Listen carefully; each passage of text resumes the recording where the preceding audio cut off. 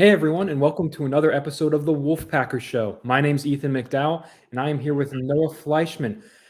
NC State plays Clemson this week at Carter Finley Stadium, 2 p.m. on the CW network, and we're here to break it all down. We're going to get in depth about that. We're going to talk about Noah's trip to Charlotte this week for Basketball Media Days. But before we do all of that, a very, very quick housekeeping note. We're both reporters for the Wolfpacker.com. That is NC State's site on the On3 network. Right now, it is only $1 to join the Wolfpacker.com for 1 month. But also, since it's such a big game, such an exciting week for NC State football, we also cut the price of an annual subscription in half. So 50% off an annual subscription to join the Wolfpacker.com. That is premium access to team scoops, recruiting info. I just posted a big, important visitor note for this weekend. NC State's hosting a transfer portal visitor this weekend, and it is only $1 to see that right now. Go check it out on the wolfpacker.com. Noah and I have published an absurd amount of articles just this week alone. Some good reading in there. Go check it out after you listen to this podcast. All right, Noah, let's not waste time. Let's dive right into it. It's Textile Bowl week. This is an important week. Last time Clemson was in town, it was maybe the headlining win of Dave Doran's tenure at NC State, a dramatic double overtime win over the Tigers in 2021. Just a thrilling game. And man, like the team wants to bring that excitement into this week. Last year against Clemson, it was a little bit of a letdown. It was that top 10 matchup, ended in a close loss, but NC State's and Clemson are in different spots this year. They're both 4-3 coming into the season, coming off of ACC losses to two teams in Miami and Clemson, respectively, that are contenders right now in the ACC. Right now, NC State and Clemson aren't that, but this is a statement game for both of them. So, Noah, just right off the bat, your initial thoughts on kind of just where you're at with NC State, is how you're feeling about the team going into the matchup with Clemson. Yeah, I think these two teams are very, very similar. When you look at how they're playing, NC State is very up and down year. Clemson's in the same boat. Both teams have aspirations to be at the top of the ACC, especially with no divisions and things like that. It makes the path a lot easier for NC State. Clemson's used to being at the top, the ACC, playing for that title game every year. Neither team really in a position to make it there, this year at this point. But when you look at this game, it's two teams that look the same. NC State trying to, they've had almost 2 weeks to think about their loss to Duke by the time they get out to the game, and they want to get rid of that bad taste in the mouth. They've got a great Clemson team coming in. Anytime someone beats Clemson, it's a big deal, even if it's a down year for them. Dave Doran's 1-8 against Clemson all time. So I think, he would like to get another win under his belt. Yes, Clemson is 4-3, but I think any win over Clemson, if you're NC State, is a good win, no matter what their record is. Even if they came in 0-7, still think it's, it's a good win, not too far away down there in South Carolina. So we'll see. But I think both teams trying to shake bad losses. NC State's offense didn't do anything at Duke. Clemson's offense lost them the game in overtime at Miami. So we'll see which team kind of comes out, firing. I'm sure we'll talk about it more. But Clemson's off to their worst, have their most ACC losses since 2010, and there's still 5 games to play. Yeah, but take our word for it. That does not mean Clemson's going to roll over here. It's still a strong team. Let's start with the offensive side of the ball, which that offense, it starts with 100% Will Shipley and Phil Maffa, a 2-man backfield that just both of them are playmakers. Will Shipley, if you're an NC State fan, you probably know Will Shipley. It was a very, very contested recruitment for, he was one of the top recruits in the country out of, the Charlotte area. And he picked Clemson. Well, since he's gotten there, he's had a really good career. This year, he leads the team with 494 rushing yards and a few touchdowns to go along with 100 receiving yards and 2 more scores. He also returns kicks for them. He is probably the best all-purpose back in the ACC. So he's someone to contend with. And then, his running mate in the backfield, Phil Maffa. He's averaging 6.2 yards per carry this year. He has 355 yards for himself and 4 touchdowns. So it's a really talented backfield. Shipley's longest run, weirdly enough, he's an explosive guy, but his longest run is only 21 yards. But they still have that home run hitting ability with Maffa, who has broken off a 49-yarder earlier this year. So it's going to start with defending the run for NC State, as it feels like it has every game this season because NC State has had to play some great running backs. But they're going to have their hands full in the A gap and stopping this run, and then you have to contend with Cade Klubnik, the superstar sophomore quarterback, who he's had a interesting season. Like, it hasn't been bad at all, right? He has 13 touchdowns and 3 interceptions, completing 63.5% of his passes, and the Tigers average 258 passing yards per game. Like, that's not bad at all. He does have a fumble problem, though, which we're going to get into that. We're going to talk about turnovers a lot today. But Clemson as a whole, and especially Klubnik, have fumble issues. And that's why it boils down to, if you're looking at NC State's defense, Noah, like, they have to get pressure. But if you look at the numbers, they can't really afford to do so by blitzing. Let me explain that. So on 109 dropbacks while blitzed, he's completing 61.9% of his passes for 5 touchdowns, 0 interceptions.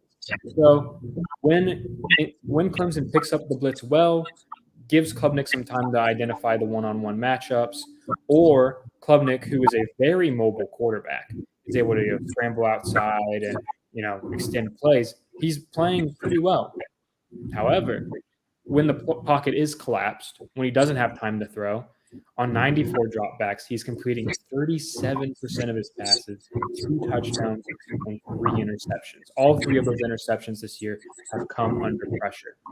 So NC State's going to have to find a way to pressure without blitzing. They're just rushing 3 or 4 guys, and they've gotten pressure doing that before this year. So it'll be interesting. Noah, just from what you've seen from Clemson, just what's your opinion on their offense so far? It's got the capability of being really good. They have, really good players and things like that. Just times doesn't work out, right? The end of Miami game, Cade Klubnik tried to do a little bit too much, tried, basically pulled the ball on a run and tried to take it himself and got stopped. So things like that happen. But Dabo Swinney said he's going to stick with Cade Klubnik. He's, one of their, best players on the team. We've already talked about him. But he does lead the country. We talked about fumbles being a problem. He leads the country in total fumbles this year at 8. So that just shows, it's almost won a game at this point. So something to keep an eye on. He puts the ball on the ground. They do a decent job at picking the ball back up when they do, fumble it. But I think that's something. So NC State's defense, you talk about being able to create pressure without blitzing. Red Hibbler's a guy who's created a lot of pressure off the edge. I think we'll see him, be called in that situation. Their whole defensive line has done a really good job of creating pressure, so I think that's going to be where this game could be won if they can get in the backfield and still drop 7 or 8 guys and play the pass and be able to get pressure just with minimal guys running after the quarterback. Yeah, and it's also worth noting with Clemson's offense is that Antonio Williams is not expected to play. He's probably their best receiver, but he's only played in 4 games so far this year. He has 17 catches for 192 yards in those games. So, productive receiver when he plays, but I don't think he's expected to play against NC State. So that's worth monitoring.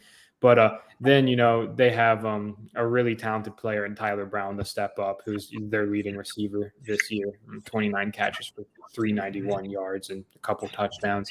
So, it's Clemson, right? There's talent. There always is. There's always going to be.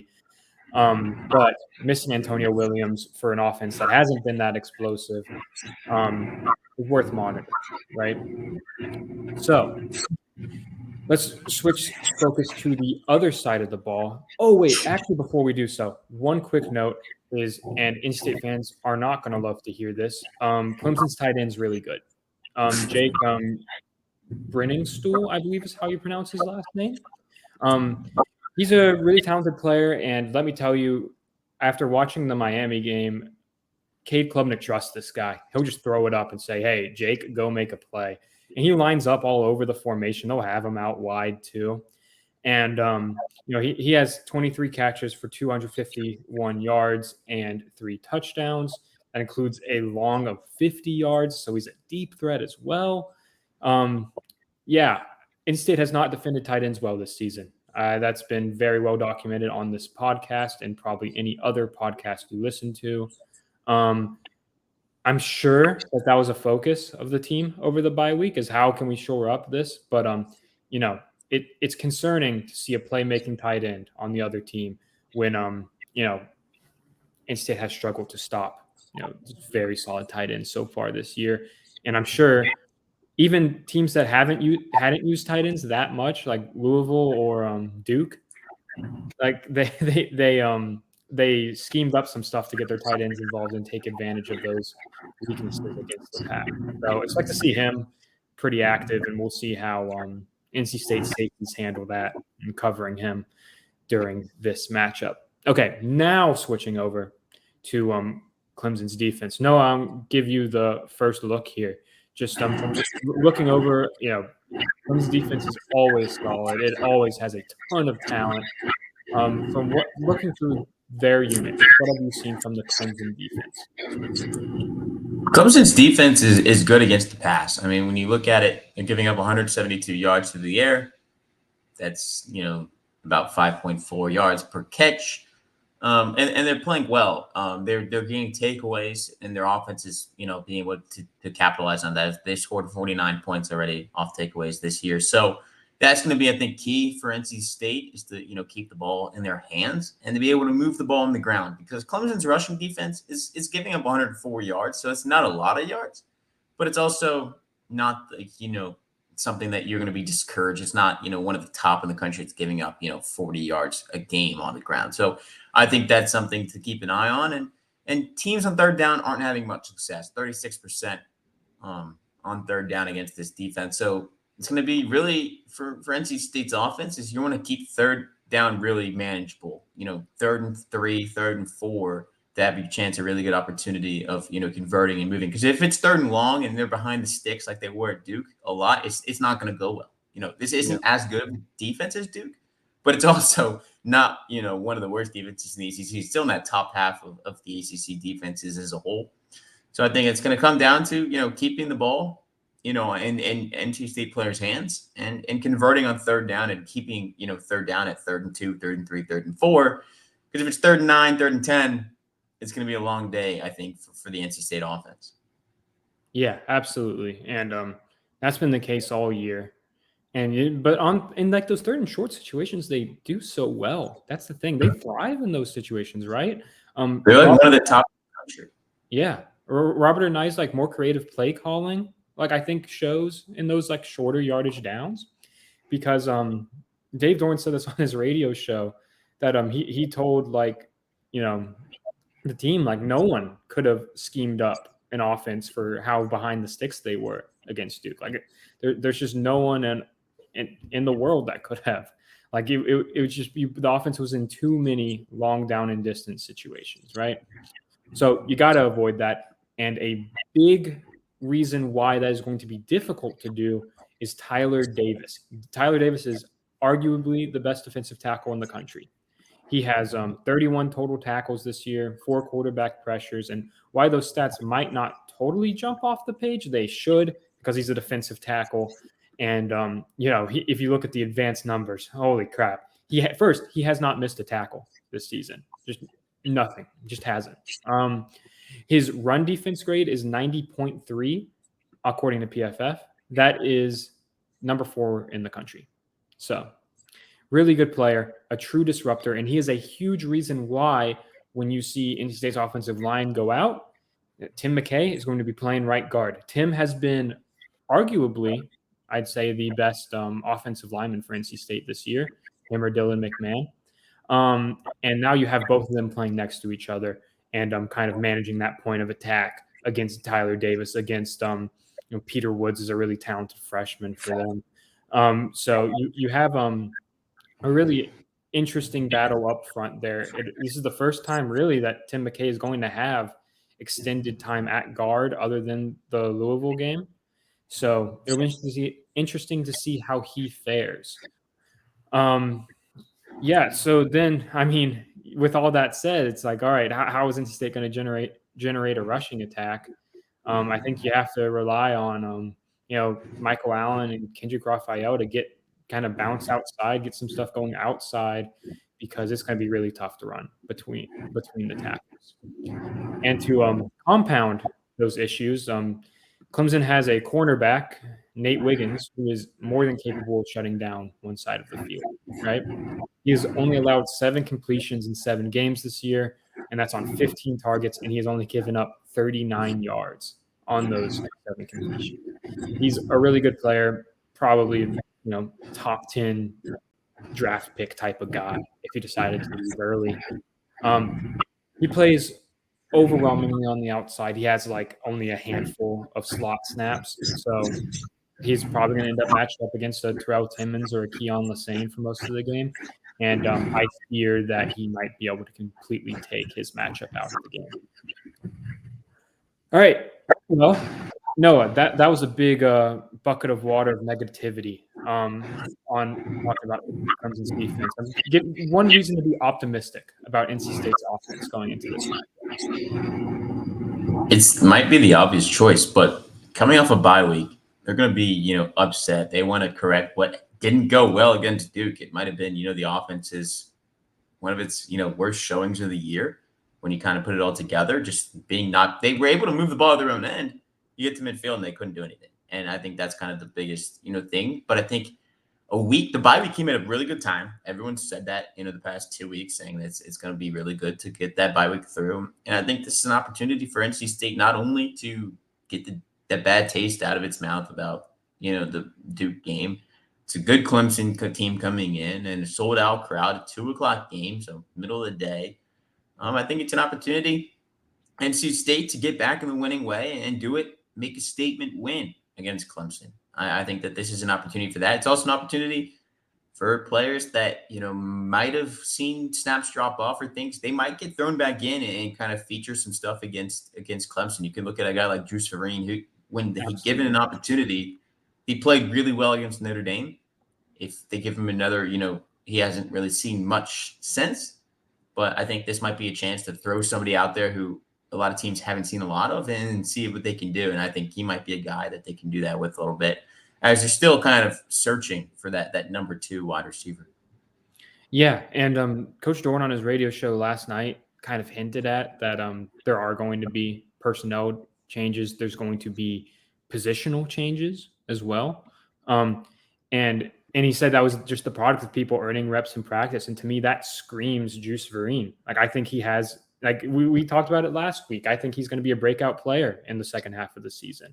So he's definitely someone I could see having, really showed out during the bye week and, playing his way into more playing time here because like we've said previously, man, I think he is like the second or third most talented receiver on this team. Definitely has the potential to be.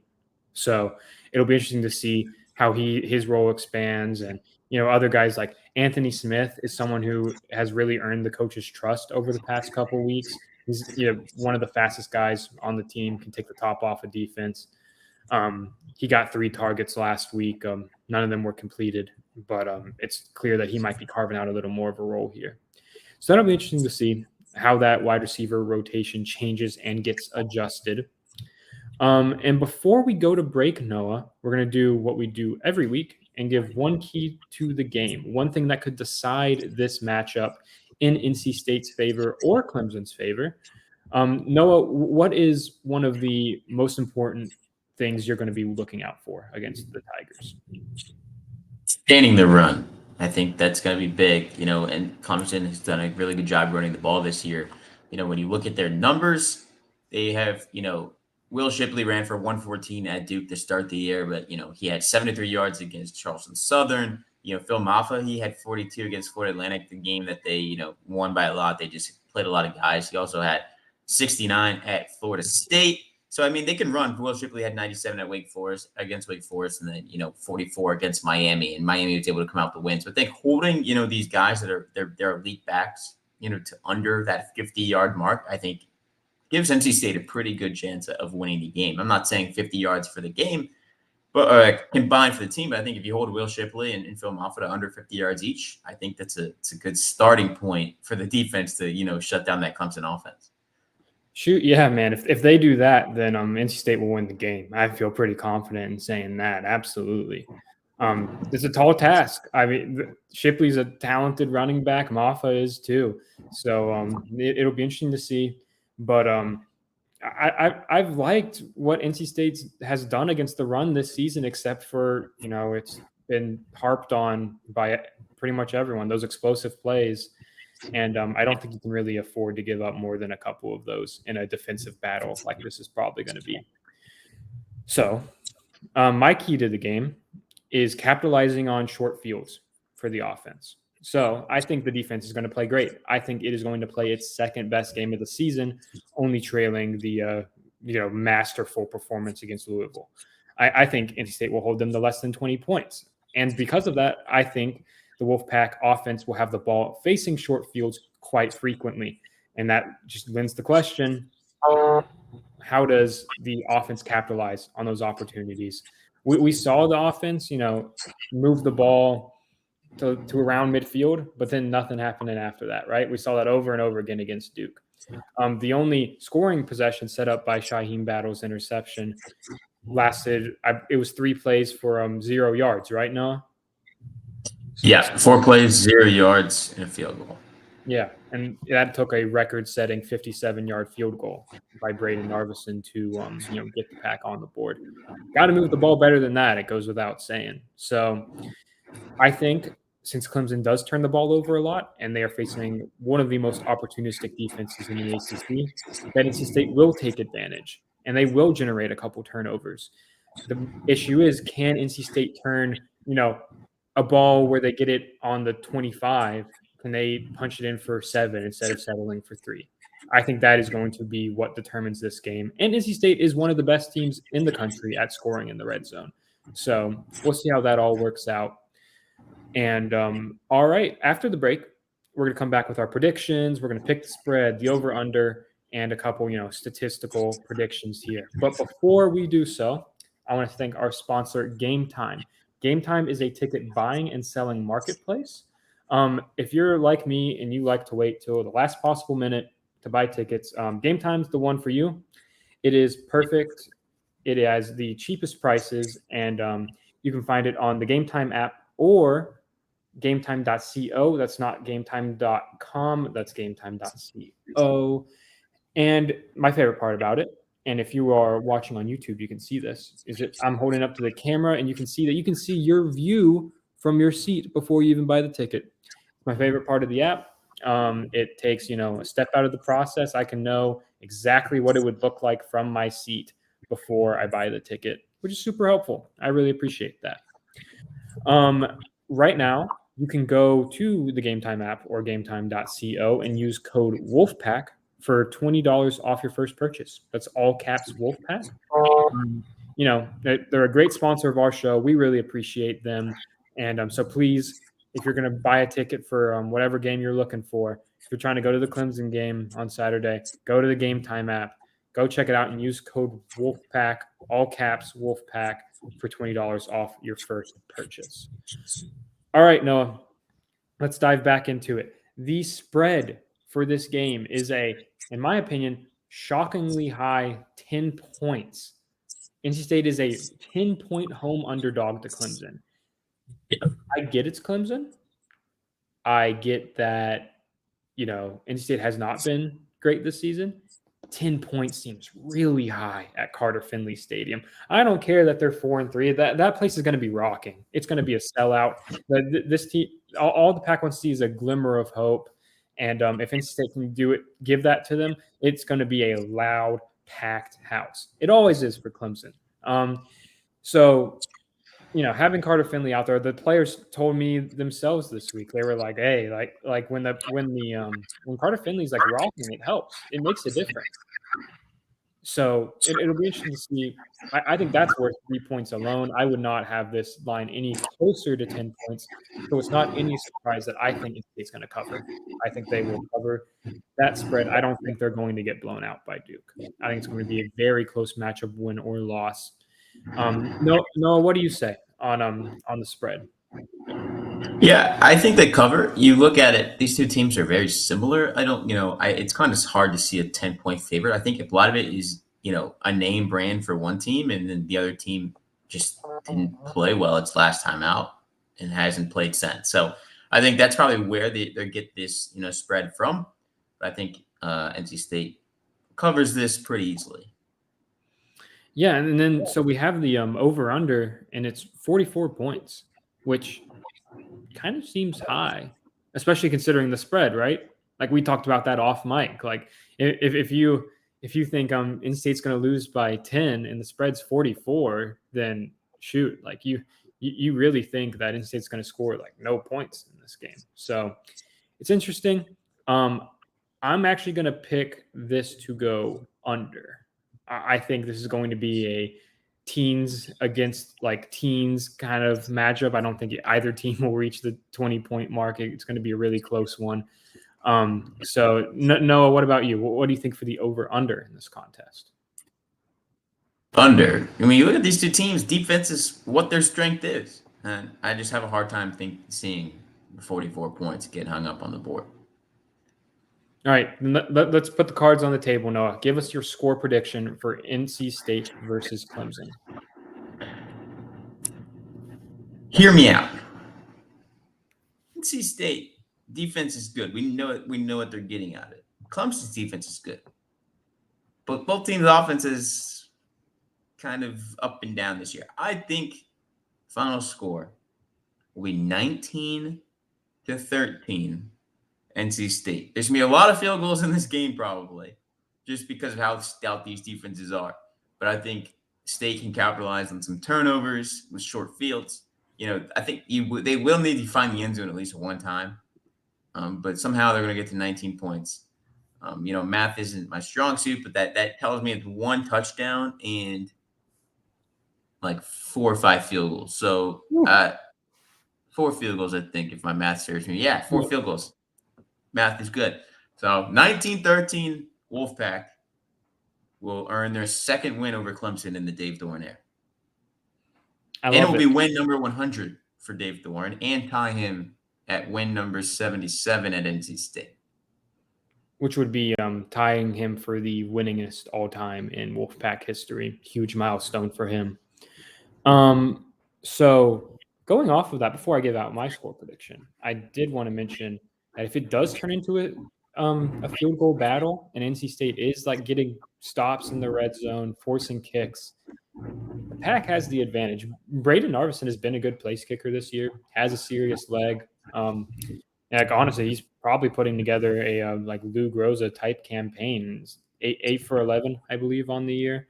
And Clemson's kicker situation is a lot different. It is one of the more unique situations I've ever seen, where place kicker Jonathan Whites, he was not on the team to start the year. He was ready to start a job somewhere, and Dabo called him up in September and was like, "Hey, we need you." So he joined the team. And their kickers have not been good. Him and Robert Gunn III have combined to make 6 of 12 field goal attempts. They've only converted one try beyond 40 yards, and that was a 41-yarder. And so if you can hold them to field goals, like maybe that's a pretty serious edge for NC State there. So it just emphasizes the importance of red zone defense and stopping the Tigers, when they cross the 50. Kind of going off of that, I think NC State will hold up in the red zone, and I think when it gets in positions to bend and not break, it will do well. But I think it's going to break a few too many times. I still think those explosive plays are going to be an issue. I worry about their explosive tight end. I worry about Phil Maffa and Will Shipley breaking off a couple runs, and I see them, putting it in the end zone a couple times. adding a field goal or two, and that's the difference. I think Clemson's going to win a very close one. I believe I had it as 20-17.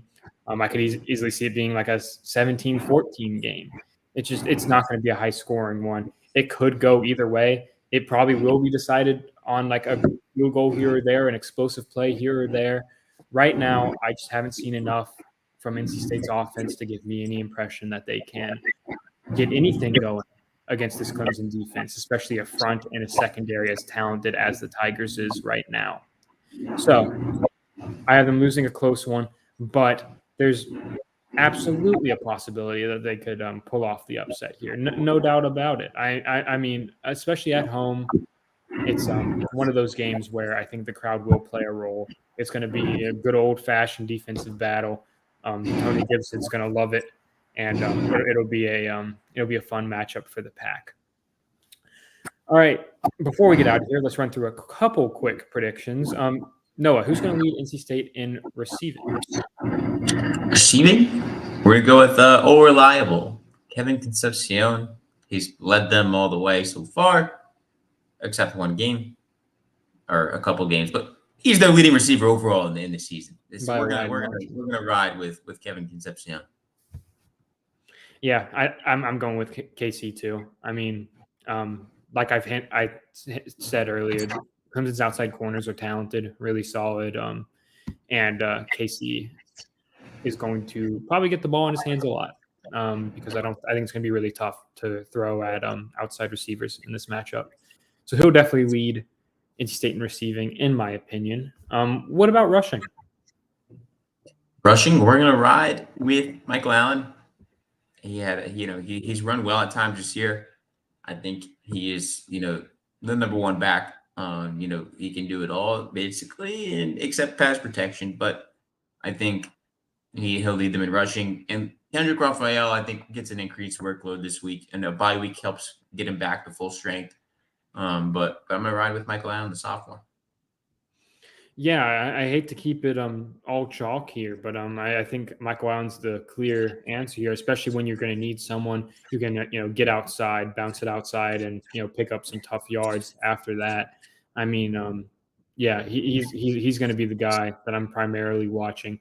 Kendrick Raphael, I definitely think his snap count's going to go up. I'd watch for him to be used in the passing game a little bit more. They used him a little bit towards the end of the Duke game in that role, and he did pretty well. So I'm keeping an eye on that.